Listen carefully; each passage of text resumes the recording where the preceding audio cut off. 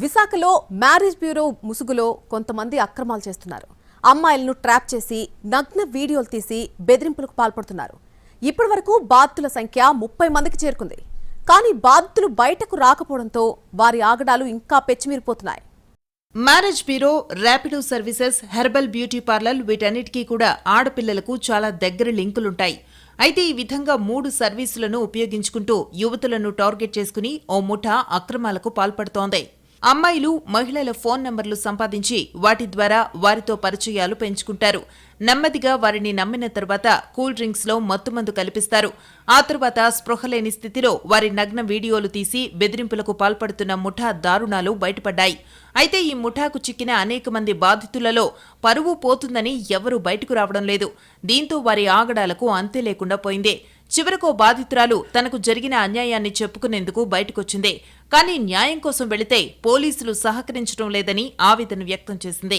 Herbal ప్రోలో పనిచేస్తున్నాం, మీకు weight loss తగ్గిస్తామని చెప్పేసి నా నంబర్ తీసుకున్నారు. అలా నేను కొన్ని రోజులకి తనతో స్నేహం చేయడం స్టార్ట్ చేశాను అనమాట. తను నాకు ప్రపోజ్ చేశాడు, బట్ నేను యాక్సెప్ట్ చేయలేదు. ఫ్యామిలీని పరిచయం చేస్తానని చెప్పేసి వాళ్ళ ఇంటికి తీసుకెళ్తానని చెప్పేసి ఆఫీస్కి తీసుకెళ్ళి జ్యూస్లోని నాకు స్లీపింగ్ పిల్స్ వేసి నేను అన్కాన్షియస్లో ఉండేటప్పుడు నన్ను యూజ్ చేసుకొని తర్వాత నా వీడియో తీసి నువ్వు నా లవ్ యాక్సెప్ట్ చేయకపోయినా వీడియో అనేది అప్లోడ్ చేస్తాను అండ్ తర్వాత మీ డాడీ వాళ్ళని చంపేస్తానని బెదిరిస్తే 1 year వరకు నాకు ఫుల్ ఇంకా అప్పటి నుంచి నరకం చూపించారు వాళ్ళ ఫ్యామిలీ అంతా. బాధితురాలు చెప్పిన దాని ప్రకారం సుమారు 30 మంది యువతుల నగ్న వీడియోలు ఈ ముఠా దగ్గర ఉన్నట్టు తెలుస్తోంది. మహిళలతో వ్యాపారాలు చేస్తున్నారనే సంచలన విషయాన్ని ఆమె బయటపెట్టింది.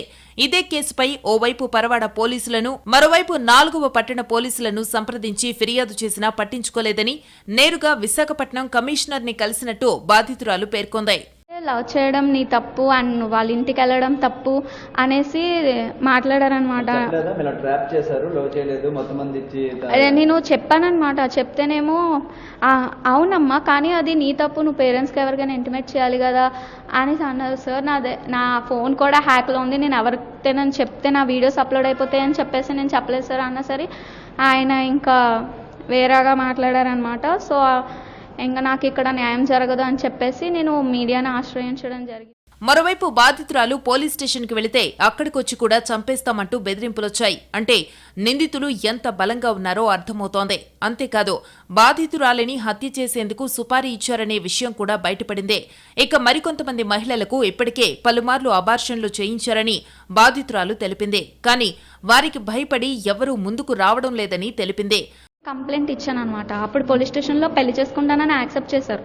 బట్ ఏంటంటే పోలీస్ స్టేషన్ నుంచి బయటకు వెళ్ళిన తర్వాత నన్ను చంపడానికి చాలా ట్రై చేశారనమాట. అప్పుడు నేను వేరే పోలీస్ స్టేషన్లో కంప్లైంట్ పెట్టినా నాకు అంతగా ఇది చేయలేదు. పెళ్లి మాటలకి పిలిపించి నా గొంతు నొక్కేసి వాళ్ళ ఫ్యామిలీ అంతా ఇది. విశాఖ కేంద్రంగా జరుగుతున్న ఈ ముఠా అరాచకాలను అరికట్టే విధంగా పోలీసులు చర్యలు తీసుకోవాలని కోరింది. అమాయక యువతుల జీవితాలతో ఆడుకుంటున్న వారిని కఠినంగా శిక్షించాలని వేడుకుంది.